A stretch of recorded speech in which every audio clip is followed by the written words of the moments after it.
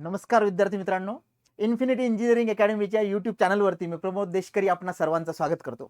विद्यार्थी मित्रांनो, जसं की आपल्याला माहिती आहे आरटीओ एएमव्हीआय जाहिरात साधारणतः मार्चमध्ये येणार आहे, पण तयारी मात्र आपली आजपासूनच पाहिजे. तुम्ही जर चॅनलवरती नवीन असाल तर सगळ्यात पहिल्यांदा सबस्क्राईब करा, तिकडे घंटी आहे ती घंटी वाजवा, म्हणजे आम्ही असेच प्रकट होत राहू. विद्यार्थी मित्रांनो, आपण मागच्या काही सेशन्समधनं आरटीओ एएमव्हीआय मेन्स जिथे आपले मार्क्स हे आपल्या सिलेक्शन पर्यंत घेऊन जात असतात त्याबद्दल बोलतोय. एक एक विषय आपण घेतोय आणि इलेक्ट्रिकल इलेक्ट्रॉनिक्सच्या दृष्टीने सेकंड विषय आज आपण घेणार आहोत की प्रिपरेशन स्ट्रॅटेजी कशी असली पाहिजे, काय असली पाहिजे. याच्यामध्ये मुख्यत्वे दोन जे टॉपिक आहेत ते इलेक्ट्रिकल आणि इलेक्ट्रॉनिक्सशी रिलेटेड आहेत. मागचा introduction to electronic and electrical म्हणजेच ऑटोमोबाईल मधलं इलेक्ट्रिकल आणि इलेक्ट्रॉनिक्स बद्दल आपण बोललो होतो. तुम्ही जर ते सेशन नसेल बघितलं तर आता नक्की बघा. सेकंड जो टॉपिक आहे आपला तो टॉपिक आहे electric vehicle, introduction to electric vehicle. हा नव्याने ऍड झालेला सिलेबस मधला टॉपिक आहे, लेटेस्ट ट्रेंडचा टॉपिक आहे. त्याच्यामुळे याच्यावरती आपल्याला चांगल्या पद्धतीने कमांड असणं खूपच गरजेचं आहे जर आपल्याला 2026 मध्ये आरटीओ एएमव्हीआय व्हायचं असेल तर. चला सुरू करूया. विद्यार्थी मित्रांनो, अभी नहीं तो कभी नहीं, target RTO AMVI mains preparation strategy. कुठला विषय तर आपण बोलतोय इंट्रोडक्शन टू इलेक्ट्रिक व्हेकल किंवा ईव्ही बद्दल.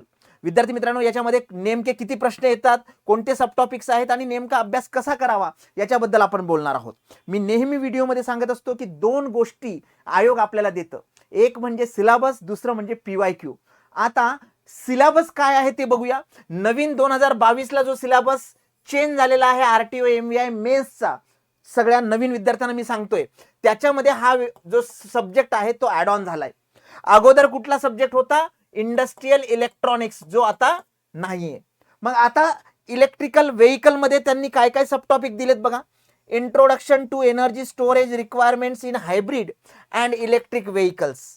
ओके, म्हणजेच काय की एनर्जी स्टोरेजच्या ज्या रिक्वायरमेंट आहे तुमच्या इलेक्ट्रिक व्हेकल मध्ये किंवा हायब्रिड व्हेकल मध्ये. आता त्याचं नावच हायब्रिड आहे, याचा अर्थ काय तर ते इलेक्ट्रिक वरती चालतं आणि बाकीच्या फ्युएल वरती चालतं. तर हायब्रिड आणि इलेक्ट्रिक व्हेकल मधल्या एनर्जी स्टोरेजच्या रिक्वायरमेंट काय आहे तुम्हाला हे कळलं पाहिजे. साधी गोष्ट आहे, तुमचं जर व्हेकल फोर व्हीलर डिझेल वरती असेल तर that is nothing but the we can say that energy, chemical energy आहे, स्टोअर्ड आहे. ती एनर्जी कन्वर्ट कशामध्ये झाली पाहिजे, तुमच्या बेसिकली मेकॅनिकल एनर्जी मध्ये. तसंच जर इलेक्ट्रिक व्हेकल असेल तर एनर्जी स्टोरेज मध्ये एनर्जी कुठली असणार, electrical energy, that should be converted into mechanical ज्यावेळेस ते व्हेकल रोडवर पळायला लागेल. म्हणजेच काय, पण याची स्टोरेजची रिक्वायरमेंट काय आहे, हायब्रिड असेल ईव्ही असेल. त्यानंतर बॅटरी बेस्ड एनर्जी स्टोरेज. आता बॅटरी बेस्ड एनर्जी स्टोरेज म्हणजे काय, बॅटरीच्या स्वरूपामध्ये आपण जे इलेक्ट्रिक चार्ज आहे किंवा इलेक्ट्रिसिटी आहे ती स्टोअर करून घेऊ शकतो. त्यानंतर बॅटरी हा महत्वाचा पार्ट आहे कशामधला, इलेक्ट्रिक व्हेकल मधला. म्हणजेच काय तर बॅटरी बद्दल आपल्याला सगळं माहिती असलं पाहिजे, ते सिलेबस मध्ये सुद्धा दिलेलं आहे. तर बॅटरीचे स्पेसिफिकेशन आपल्याला माहिती असले पाहिजे. पटकन एखाद्याला सांगता आलं पाहिजे की फोर व्हीलर मध्ये कुठली बॅटरी असते, टू व्हीलर मध्ये कुठली बॅटरी असते, व्होल्टेज किती असतं, करंट किती असतं, पॉवर किती असतं, चार्जिंग टाइम किती, डिस्चार्जिंग टाइम किती. हे सगळे प्रश्न येऊ शकतात आपल्याला आरटीओ एएमव्हीआयच्या एक्झामिनेशन मध्ये. तर बॅटरी स्पेसिफिकेशन महत्वाची आहे. बॅटरी मॅनेजमेंट सिस्टीम ज्याला बीएमएस म्हणतात, बीएमएस. तर बीएमएस खूप महत्वाची सिस्टीम आहे तुमच्या इलेक्ट्रिक व्हेकल मधली, आणि हे सगळे टॉपिक्स कुठे आहेत तुमच्या सिलेबस मध्ये. तर हेच टॉपिक जे आहेत हे महत्वाचे टॉपिक्स आहेत. डेफिनेटली 1998 पासूनच्या 2020 पर्यंतच्या खूप साऱ्या एक्झाम झाल्या, पण त्याच्यामध्ये हा विषयच नव्हता. त्याच्यामुळे 2020 असेल, 17 असेल, 13 असेल, 11 असेल, त्याच्या अगोदरचे जे काही असेल 1998 पासून इथे कुठेही याचे क्वेश्चन्स नव्हते. कारण हा लेटेस्ट 2022 मधला जो रिवाइज सिलेबस आहे त्याच्यामध्ये हा जो आहे हा टॉपिक ऍड ऑन केलेला आहे. आता आपण बघूया त्याच्यातले इम्पॉर्टंट सब टॉपिक. मी तुम्हाला वाचून दाखवलेलेच आहेत, पण याच्यामध्ये बेसिकली जर बघायला गेलं तर energy storage requirement in hybrid and electric vehicle, battery based energy storage, battery specifications, battery management system, याच्यावरती तुम्हाला फोकस करावा लागणार आहे. विद्यार्थी मित्रांनो, लक्षात घ्या, एवढे स्पेसिफिक टॉपिक त्या सब्जेक्ट मध्ये दिलेले आहेत. म्हणजे काय तर याच्यामध्ये खूप चांगली एक संधी आपल्याला विद्यार्थ्यांना आहे. कशाची तर आउट ऑफ मार्क मिळवायची. का? कारण लिमिटेड टॉपिक आहेत आणि MCQ जे आहेत ते इलेक्ट्रिकल, इलेक्ट्रॉनिक्स, इलेक्ट्रिक व्हेकलशी संबंधित आहे. म्हणजे मेकॅनिकलचे सगळेच विद्यार्थी या बाबतीत आपण असं म्हणूया की त्यांनी हे टॉपिक बऱ्यापैकी कधीही न बघितलेले आहेत. म्हणजे आता सगळेच जण पहिल्यांदा बघणार आहेत, त्याच्यामुळे असं कन्सिडर करा की हे सगळे टॉपिक खूप सोपे आहेत. तुम्ही म्हणाल सर सोपं तुम्हाला वाटतंय, पण असं नाहीये, खरंच हे सोपे आहे, कारण हे जनरल यूज, डेली यूज मधले पॉइंट्स आहेत.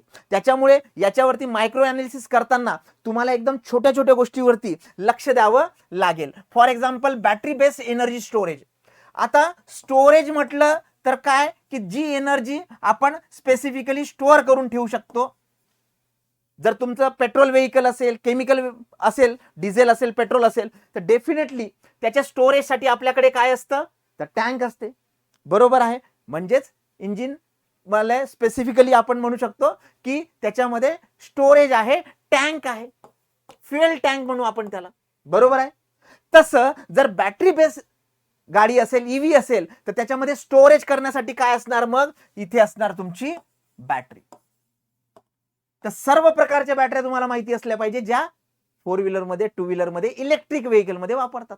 आता लिथियम आयॉन आपल्याला माहिती आहे मॅक्सिमम बॅटरी ही वापरल्या जाते.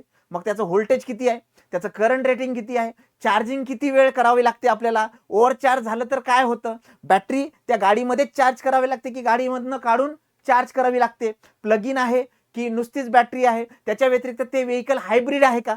म्हणजे जसं आपण LPG वगैरे काही गाड्या होत्या मधल्या काळामध्ये, तर पेट्रोलवरती असायच्या आणि LPG वरती असायच्या, तर that is a hybrid vehicle. मग तसं याच्यामध्ये काही आहे का. तर हे छोट्या छोट्या गोष्टी आपल्याला स्टडी कराव्या लागतील. किती चार्ज केलं म्हणजे किती किलोमीटर गाडी जाते, त्याची इफिशियन्सी कशी आहे, ह्या सगळ्या गोष्टी याच्यावरती डिपेंड आहे. म्हणजे जेव्हा आपण एखाद्या सब टॉपिक मध्ये जातो, मायक्रो अनालिसिस वरती जातो, तर जे सामान्य माणसाला प्रश्न पडू शकतात असे प्रश्न आपल्याला पाडून घ्यायचे आणि त्या प्रश्नाचं उत्तर शोधायचं MCQच्या माध्यमातून. तर हा सब्जेक्ट एकदम सोपा वाटायला सुरुवात होईल. सेकंड आहे बॅटरी स्पेसिफिकेशन. साधी गोष्ट आहे, मी जर मोबाईल विकत घ्यायला गेलो तर रॅम किती आहे, बरोबर आहे, इनबिल्ट मेमरी किती आहे, कॅचे मेमरी किती आहे, बरोबर आहे, त्याच्यामधला OS काय आहे, सगळं विचारतो मी त्याला. इव्हन तो त्याचा चार्जर मिळाल्यानंतर तिकडे 33 आहे की 67 व्होल्ट आहे हे पण मला दिसतं. हे काय आहे, हे स्पेसिफिकेशन आहे. मग तसंच ज्या वेळेस मी एखादी इलेक्ट्रिक व्हेकल घेतो आणि त्याच्यामध्ये सगळ्यात महत्त्वाचा एनर्जी स्टोरेजचा पार्ट असतो बॅटरी, तर या बॅटरी बद्दल मला काय काय माहिती असलं पाहिजे, या बॅटरीची लाईफ किती आहे, या बॅटरीची चार्जिंग कॅपॅसिटी किती आहे, ही बॅटरी किती इफिशियन्सी देते मला, किती व्होल्टेज जनरेट करते, किती करंट रेटिंग आहे, याचं पॉवर रेटिंग किती आहे, 1000 खूप साऱ्या गोष्टी मला बॅटरी स्पेसिफिकेशनच्या माध्यमातून करता येतात.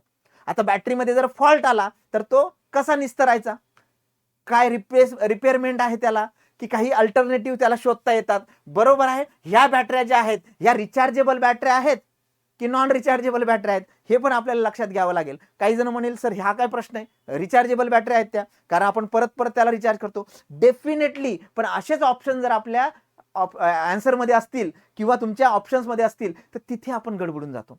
मग अशा वेळेला तुम्हाला मी परत एकदा सांगतो की जे सामान्य माणसाला प्रश्न पडतात इलेक्ट्रिक व्हेकल बद्दल, ते तुम्हाला पाडायचे आणि त्याचे उत्तर शोधायचे. अशी बस जाताना तुम्हाला रस्त्यावरती दिसली असेल, जर तुम्ही सिटी बस बघितली असेल, इलेक्ट्रिक बस बघितली असेल, त्याला सायलेन्सर वगैरे नावाचा प्रकार नाही, शेजारनं गेली तरी माहिती पडत नाही का, कारण तिथे कुठल्याही प्रकारचं इमिशन नाही, कुठल्याही प्रकारचा स्पेसिफिक आवाज नाही, कंबशन नसल्यामुळे. तर ह्या सगळ्या गोष्टी ज्या आहेत त्या तुम्हाला ऑब्झर्वेशननी शिकायला मिळतील. आता इलेक्ट्रिक व्हेकल हे ह्या प्रकारची बस जर तुम्ही बघितलं असेल तर वरतं असं टेकाडा आलेलं असतं.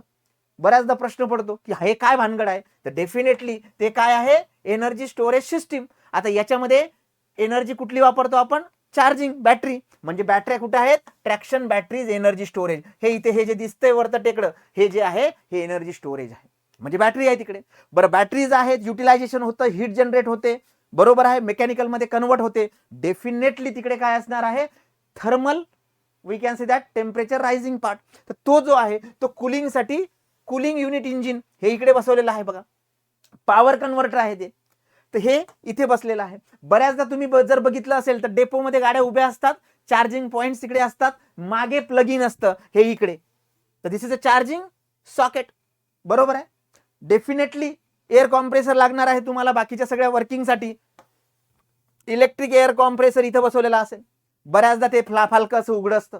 याच्यामध्ये सगळ्यात महत्वाचं आहे की डीसी सप्लाय लागतो, हायर डीसी, हायर व्होल्टेजला सप्लाय लागतो, 600 व्होल्टेज पर्यंत डीसी सप्लाय लागतो. मग अशा वेळेस जो कन्व्हर्टर आहे तो कन्व्हर्टर इकडे लागणार आहे, तो पॉवर कन्व्हर्टर सुद्धा इकडे असतो. लीड अँड प्रोपल्शन मॅनेजमेंट, तर हे जे आहे हा पॉवर कन्व्हर्टरचा सेक्शन आहे.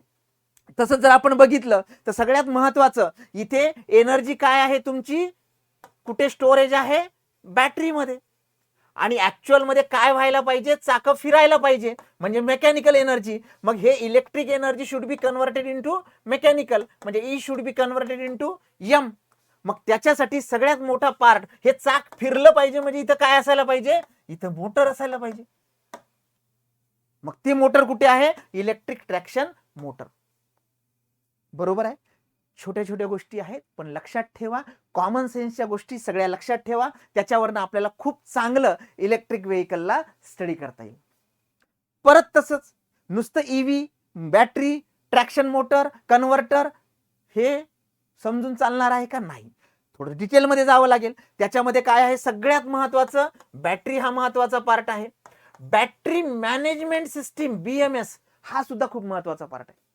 कारण बॅटरी चार्ज झाली आहे, डिस्चार्ज व्हायला लागली, त्याचा रेट किती आहे, किती किलोमीटर पर्यंत जाणार आहे, नाहीतर रोडच्या मधातच ह्या गाड्या बंद पडल्या की विषय संपतो. असं होतं का, असं होतं, पण बऱ्यापैकी त्यांना अंदाज असतो की किती किलोमीटर ह्या गाड्या चालतात, किती चार्जिंग झालं पाहिजे, डेली किती चार्जिंग वरती ह्या गाड्या किती किलोमीटर चालतात. त्यानुसार तुम्ही जर बघितलं असेल शिवनारी, शिवशाही ह्या गाड्या काही ज्या आहेत ईव्ही गाड्या आहेत या, आणि ह्या लांब टप्प्याच्या सुद्धा ट्रॅव्हलिंग करतात, तर त्याच्यामध्ये तुम्हाला लक्षात येईल BMS सिस्टीम म्हणजेच बॅटरी मॅनेजमेंट सिस्टीमचा खूप मोठा पार्ट असतो. चार्जिंग पासनं तर ऍक्च्युअल चाक फिरेपर्यंत, ज्याला आपण काय म्हणू, torque to the drive wheels, म्हणजे बॅटरी पासनं, इलेक्ट्रिक एनर्जी पासनं चाक फिरेपर्यंत जी काही सिस्टीम आहे त्या सिस्टीमचा पार्ट आपल्याला माहिती असला पाहिजे. बरं, चार्जिंग केली, कुणाला केली, बॅटरीला केली. बरं, बॅटरी कुठल्या टाईपची आहे, लिथियम आयन आपण सांगितलं. त्याच्यामध्ये अजूनही वेगवेगळे प्रकार आहेत, त्याची कॅपॅसिटी काय असते, त्याचं वर्किंग मॉडेल प्रिन्सिपल काय असतं हे आपल्याला समजून घेतलं पाहिजे. ही जी बॅटरी आहे ती बॅटरी डेफिनेटली हाय व्होल्टेज आहे, कारण एवढे मोठे मोठ्या गाड्या धूळ ते चालवत असतं. मग हे जे हाय व्होल्टेज बॅटरीज आहेत, या बॅटरीज मध्ये जी काही एनर्जी स्टोअर असते तर त्याला कधी हायर एनर्जीला कन्वर्ट करावं लागतं, कधी लोअर एनर्जीला कन्वर्ट करावं लागतं. सिंपल आहे. AC ला DC मध्ये जर कन्वर्ट करत असेल तर त्याला आपण रेक्टिफायर म्हणतो. DC ला जर DC मध्येच कन्वर्ट करत असेल, ज्याला काय म्हणतो आपण की स्पेसिफिकली हा काय आहे, हा कन्व्हर्टरच आहे. DC to DC, higher level to lower, lower level to, this is nothing but the converter. DC आहे माझ्याकडे आणि त्याला मी AC मध्ये कन्वर्ट करतो, घरी आपल्या घरी लावतो, याला इन्व्हर्टर म्हणतो आपण, बरोबर आहे. आणि लोअर AC ला हायर AC मध्ये किंवा लोअर AC मध्ये कन्वर्ट करतो, याला सायक्लो कन्व्हर्टर म्हणतो. हे वेगवेगळे प्रकार झाले. 4 ऑप्शन माझे, इन्व्हर्टर, कन्व्हर्टर, बरोबर आहे, रेक्टिफायर आणि सायक्लो कन्व्हर्टर. कोण कशाला काय कन्वर्ट करतं हे जर मला कळलं तर बॅटरी खूप सोपी आहे. येते लक्षात या सगळ्या गोष्टी. मग याच्यामध्ये तुमचे जे काही लोड आहे किंवा मुव्हिंग पार्ट आहे, ओके, त्यानंतर इलेक्ट्रिक मोटर आहे, सिंक्रोनस मोटर वगैरे, तर ह्या सगळ्या मोटर्स याच्यामध्ये ज्या वापरल्या जातात त्याचा जर बेसिक आयडिया घेतली तर आपल्याला खूप चांगल्या पद्धतीने हे सॉल्व्ह करता येईल. टाइप्स ऑफ इलेक्ट्रिक व्हेकल कुठल्या कुठल्या प्रकारचे असतात, simple battery electric vehicle BEV, hybrid electric vehicle with no plug, plug in hybrid electric vehicle म्हणजे हायब्रिडच आहे पण विथ प्लग आहे, fuel cell electric vehicle, fuel आहे इलेक्ट्रिक सेल आहे. सिंपल झाले 4 ऑप्शन माझे. ह्या प्रकारचे जर पॉइंट्स तुम्ही घेतले आणि जे कॉमन सेन्सचे प्रिपरेशन स्ट्रॅटेजीमध्ये कॉमन सेन्सचे पॉइंट्स, फॉर एक्झाम्पल आताही जर तुम्हाला विचारलं इन्स्टंट की टू व्हीलरची बॅटरी किती व्होल्टची असते, 12, 6, 9, आपल्या डोक्यात वेगवेगळे प्रश्न येतात, तेच तुमचे ऑप्शन असतात. कन्फर्म जर मला माहिती असेल की नाही 12 व्होल्टचीच DC बॅटरी असते, मला सिंपल सगळ्या गोष्टी कळतात. तसंच इलेक्ट्रिक व्हेकल्स आहे, किती व्होल्टेज रिक्वायर्ड आहे, टू व्हीलरमध्ये, फोर व्हीलर्समध्ये त्या बॅटरीची लाईफ किती आहे, त्याची कॅपॅसिटी किती आहे, त्याची इफिशियन्सी किती आहे, त्याचे टाईप कुठला आहे, बसेस कुठल्या कुठल्या आहेत, किती कॅपॅसिटीचे असतात, किती लोड घेऊ शकतात, या सगळ्या गोष्टी जर आपण एक कॉमन पर्सन म्हणून बघितल्या तर आपल्याला ईव्ही सोपा जाईल. याच्यामध्ये खूप साऱ्या वेगवेगळ्या टेक्निकल गोष्टी सुद्धा आहेत ज्या आपण आपल्या बॅचमध्ये घेणार आहोत. नक्कीच विद्यार्थी मित्रांनो, एकदम सिंपल टॉपिक आहे, पण चांगल्या पद्धतीने आपल्याला करावं लागणार आहे, कारण याचं स्टडी मटेरियल बाहेर मिळत नाही. पण स्टडी मटेरियलची गोष्ट आली तर नक्कीच AMVI मेन्ससाठी आपले 3 बुकचा सेट, मेन्सचे सगळे टॉपिक म्हणजे 15च्या 15ही टॉपिक येथे कव्हर होतात. सेक्शन 1 मध्ये 5 विषय, सेक्शन 2 मध्ये 5 विषय, सेक्शन 3 मध्ये 5 विषय, हे सगळे बुकचा सेट आपल्या वेबसाईटवरती अवेलेबल आहे. आपले पुणे आणि नाशिकच्या ऑफिसमध्ये सुद्धा अवेलेबल आहे, तुम्ही तो परचेस करू शकता. तसंच प्री आणि मेन्सचं PYQ, previous year question paper, त्याचे आन्सर्स, त्याचे एक्सप्लेनेशन, हे तुम्हाला सगळ्यात बेस्ट टूल आहे. प्रिलिमसाठी सुद्धा उपलब्ध आहे आणि मेन्ससाठी सुद्धा उपलब्ध आहे. आणि तसंच सगळ्यात महत्त्वाचं ते म्हणजे आपले फॉर्म्युला शीट्स. विद्यार्थी मित्रांनो, मेन्सचा अभ्यास करताना जे काही टेक्निकल क्वेश्चन्स येतात त्याच्यामध्ये मॅक्सिमम रोल फॉर्म्युलाचा असतो, ते तुम्हाला याच्यामध्ये मिळेल. हे सुद्धा प्रॉडक्ट आपलं वेबसाईटवरती ॲपमध्ये सुद्धा, हे सगळे पुस्तकं ॲपमध्ये सुद्धा आहे आपल्या, तुम्ही ॲपमध्ये सेक्शनमध्ये जाऊ शकता बुक्सच्या. ओके विद्यार्थी मित्रांनो, लक्षात घ्या, हे दोनही विषय ऑटोमोबाईल इलेक्ट्रिकल अँड इलेक्ट्रॉनिक्स आणि इंट्रोडक्शन टू ईव्ही खूप सोपे आहे. फक्त आपल्याला चांगल्या पद्धतीने करावे लागतील, त्याच्या चांगल्या नोट्स आपल्याला तयार करावे लागतील, जेणेकरून आपल्याला आउट ऑफ मार्क याच्यात मिळेल. आणि हे असे विषय आहेत जे सगळ्या मेकॅनिकल इंजिनिअरसाठी सारखेच असणार आहे. डिसिजन मेकर सब्जेक्ट आहेत, हे आपल्याला स्किप करून चालणार नाही. अशाच प्रकारच्या दर्जेदार कंटेंटसाठी आम्हाला सबस्क्राईब करा, तिकडे घंटी आहे ती घंटी वाजवा, म्हणजे असेच आम्ही प्रकट होत राहू. Thank you so much.